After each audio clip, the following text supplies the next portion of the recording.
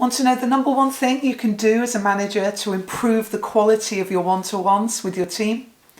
Ask more questions. In this video, I'm going to share 6 questions that if you use, you will automatically improve the quality of the conversation. You'll learn more about that person, you will empower them more, you'll have confidence that they know what they're doing, that they can do the job, that they are truly empowered to crack on in the coming week. And then as a manager, you can relax and let them get on with it.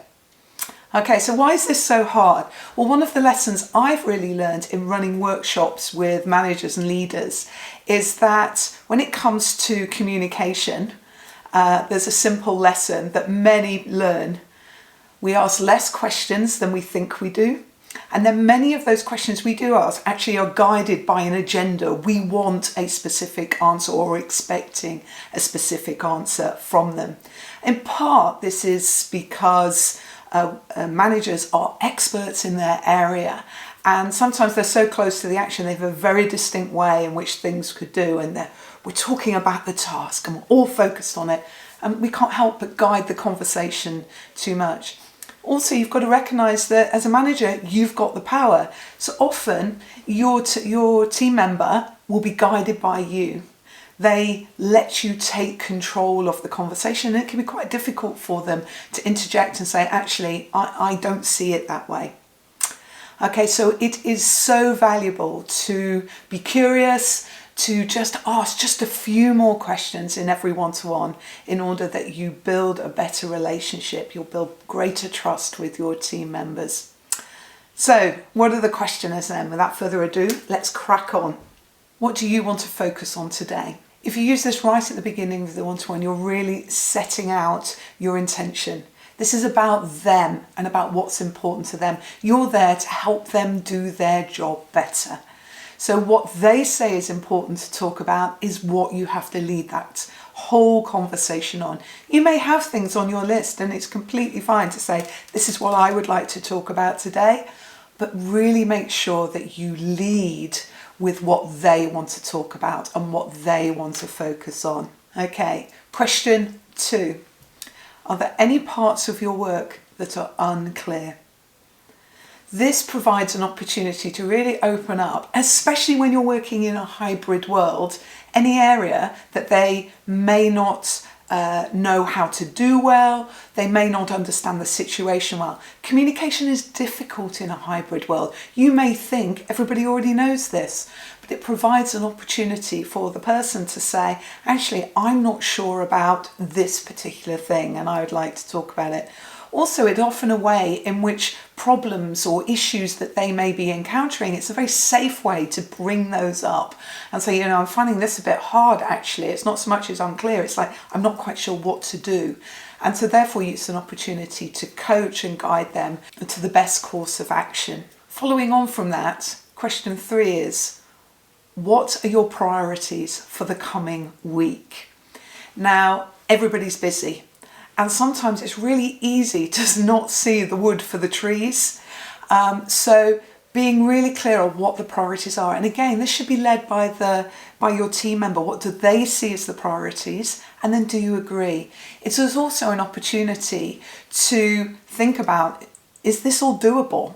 So that whole thing of people where the boundaries are going and the job's just getting bigger and bigger and there's more and more to do, being really clear on the priorities focuses people to be much more productive. The 4th question is, what do you want to get out of this role?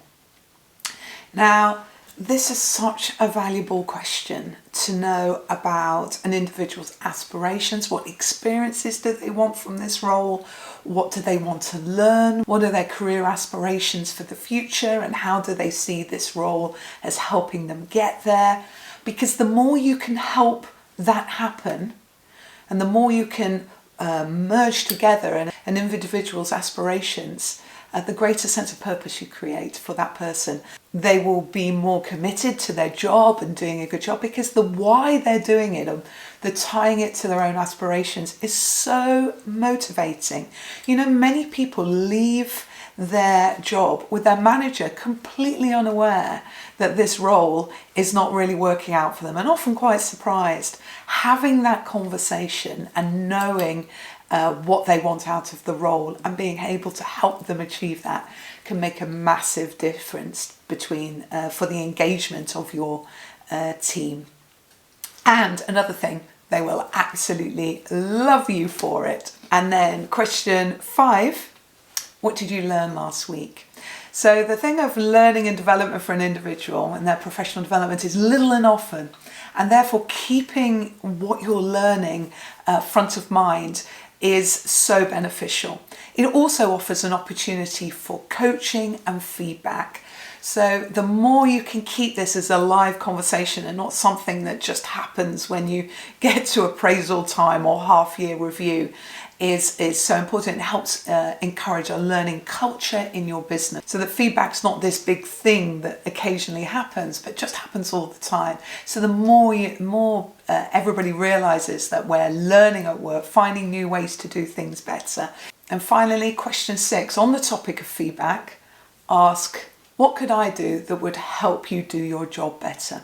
So again, feedback is not a one-way street. Feedback should really be a two-way activity, and asking for feedback yourself will help you learn what you're doing well and learn what you could do better too. And so this is such a valuable question because it gives people the opportunity to say what they think. And what you're doing all the time here is building trust, building the quality of the conversation that you're having together, so that both you and they will really value these one-to-one moments for achieving clarity in what they're working on, building a good relationship, and you will be able to stand back and go, I know my team are on it. That's, in this busy world, that is such a benefit to you to know that your team are on it. So there you go, 6 questions that if you use will absolutely open up the one-to-one conversations with your team and improve the quality of it. If you have any questions that you think really help open up your one-to-one conversations, do share them in the comments below. Plus, if you have any questions, I'm around to help you. If you found this useful, please could you subscribe and ring the bell so that you get reminded of any of my videos here on YouTube. I release one every week. Okay, until next week, bye.